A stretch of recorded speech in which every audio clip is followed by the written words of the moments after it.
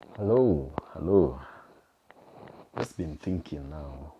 What are the three top things that can utterly destroy a relationship?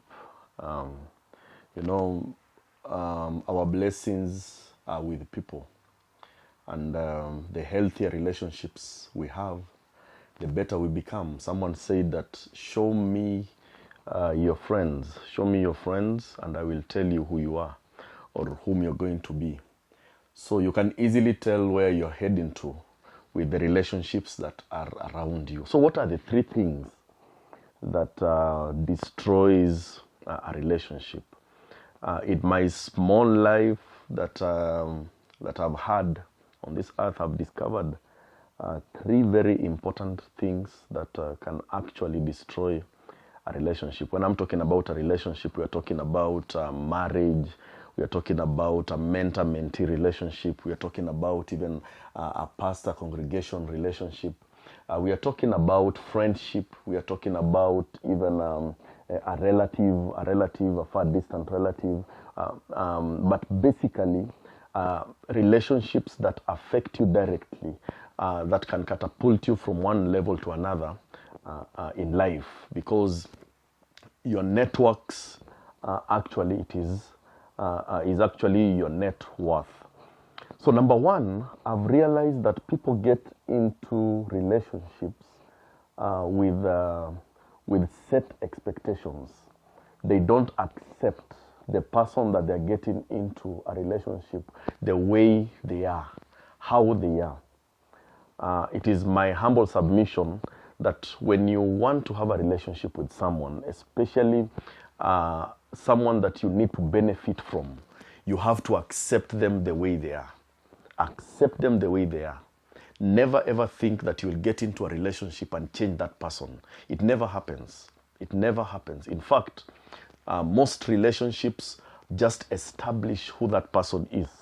A good example is marriage. Marriage does not change anyone.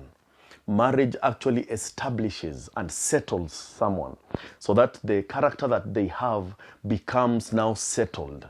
So if you cannot put up with a certain character, please just evaluate the proximity of the relationship that you want to establish with that person.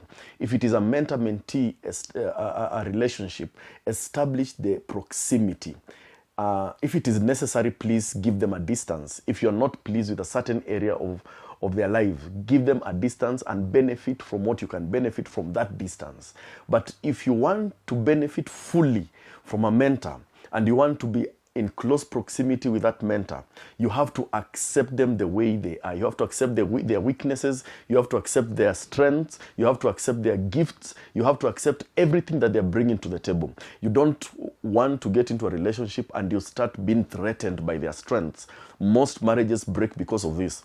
Because a husband wants to sit over a wife, and this wife is a go-getter, but the husband is a laid-back character.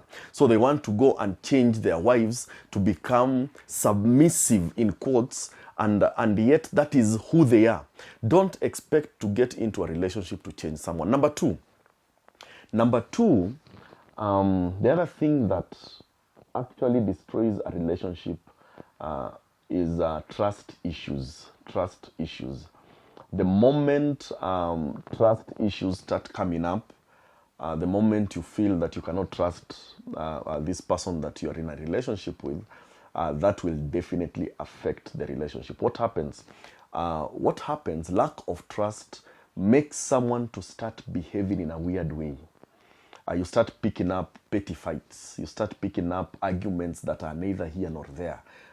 Someone calls it innuendos and sideshows. You start bringing up issues that are not there. And it is only because of trust issues. So how do you deal with trust issues? Most likely, trust is usually fueled by fear.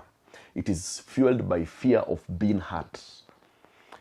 Basically, this comes from past traumas that we have been engaged in. Maybe our parents were never there. Maybe our parents promised us things that they never fulfilled. And now you want to bring that baggage into this relationship that you want to have in marriage or in dating, in courtship, or even in mentorship. In church with church members. You want to bring your past issues into your current affairs. That is not advisable. When you want to get into a healthy relationship with anyone, even relatives, please work on your past traumas. Deal with your past traumas. It will really help. You will not affect someone unfairly because of someone in your past, what they did to you in your past. And then you want to transfer that thing into the future. That is not healthy. Please deal with your past traumas so that you cannot bring your baggages into your present endeavors. Number 3, what breaks relationships? Number 3, lack or poor communication. Lack or poor communication. And I'm talking about communication. I'm talking about things to do with the mode of communication, things to do with the elements of communication. For example, if you're chatting with someone, their expressions may not be what you are interpreting. Because when you talk to someone face to face, you will realize that their facial expressions also communicate something. But when you're chatting on phone, something may come out to be what it really isn't. So the elements of communication is also important. The mode of communication is very important. The members involved in communication. When I need to get something maybe from my wife, and then I get that message from someone else, of course, it won't go down well with me because I expect my wife to come directly and communicate to me something directly instead of me getting that information from someone else. So how we handle our communication within our relationships is very important. It may dictate whether this relationship will stand or not. The elements of communication, there are things that you cannot just call and tell your parent. You need to meet them and tell them face to face. What is the mode of communication? How are you communicating?